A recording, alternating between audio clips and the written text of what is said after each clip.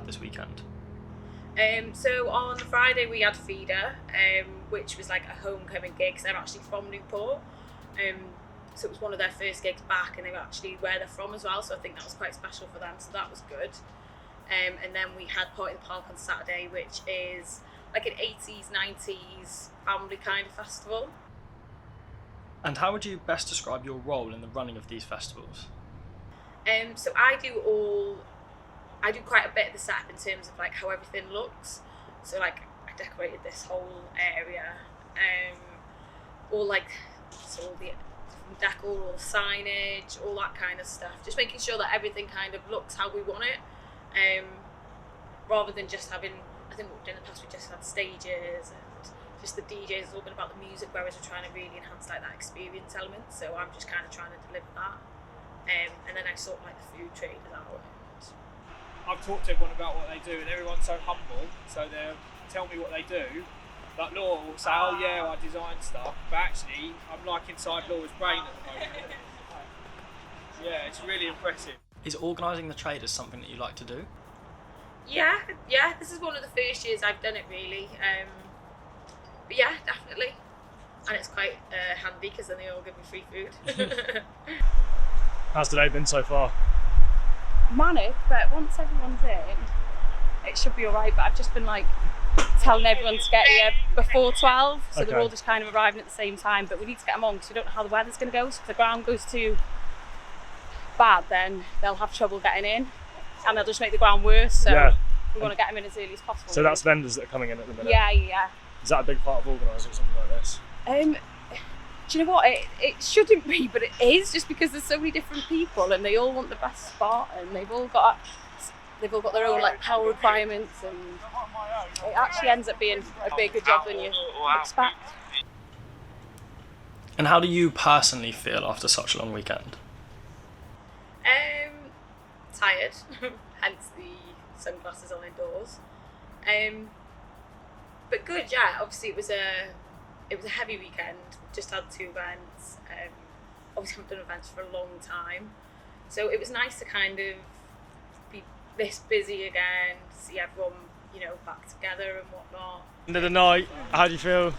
It was really good, but I'm very tired. Yeah. My legs hurt, but no, it was really good. It was good to have another event again. It's just nice to see so many people together again. It was good.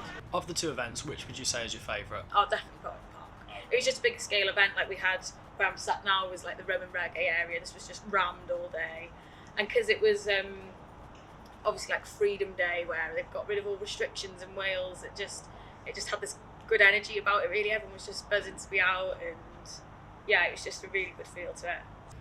What do you think went well over the course of the weekend? Do you know what? On Saturday, it actually all really run quite smoothly. We didn't have any major issues. It actually went really well, I think, and we're getting feedback of how well organised it was, which is always really nice to see. Like, we haven't had any issues, we haven't had any kind of complaints, which is quite rare actually. Usually, there'll always be a few bits, but no, all the comments are just how well organised it was. And what did you find didn't go so well? Like I say, obviously we had a couple of issues with the production. I think one thing that it's clear to see coming out of COVID is that there's issues with like staffing. A lot of people just can't get as staff as they used to. I think the supplies of stuff, so like I know stages, there's a low kind of supply of them, but I think what's happening as well is where people are having, COVID's still about, and where people are having to isolate, it's affecting a lot of businesses, and in events obviously you're just so reliant on suppliers that if they have an issue then you do too. So I think there's kind of some issues with suppliers and isolating and all that still at the minute. Obviously events haven't happened for 2 years, so it's just we kind of thought everything would just go straight back to how it was in the industry, but it actually really hasn't. It looks like it has suffered quite a bit. That whole side of shit. Look at the fence. Hey? The whole fence has gone over. Oh no. Oh god. That's not. Oh wow. That's not good. Separate to staffing, what could be improved? Yeah, like we've just done a walk around all the site now, what we can, because obviously we've got the events next weekend, what we can improve. you know, like the entrance being a bit smoother maybe. In terms of my role decor wise, I know there's more bits I'd like to add, like there's things that, you know, I think could have always looked better, like those flowers around main stage, love them, would have preferred to have more of them. Just little bits like that really. Just the overall look, I think you can always improve. I think we want to just keep building each year just to make them look better and better. And you're looking forward to Colour Clash? Yeah, I can't wait. That's Colour Clash is the one I'm looking forward to the most. I think it's a more our kind of, you know, like it's a younger crowd, it's going to be the biggest event, music wise, it's going to be good, we've got some good artists. I just think it'll be a good festival, yeah. Perfect. Forward to it. Thank you very much for your time. No problem. Cheers. AJ Tracy live and direct. DJ mash up the deck. The microphone champ is live and direct. And again, it's the Hyperman set. AJ Tracy live and direct. DJ mash up the deck. The microphone champ is live and direct. Said Bob. Mash up the. Said Bob.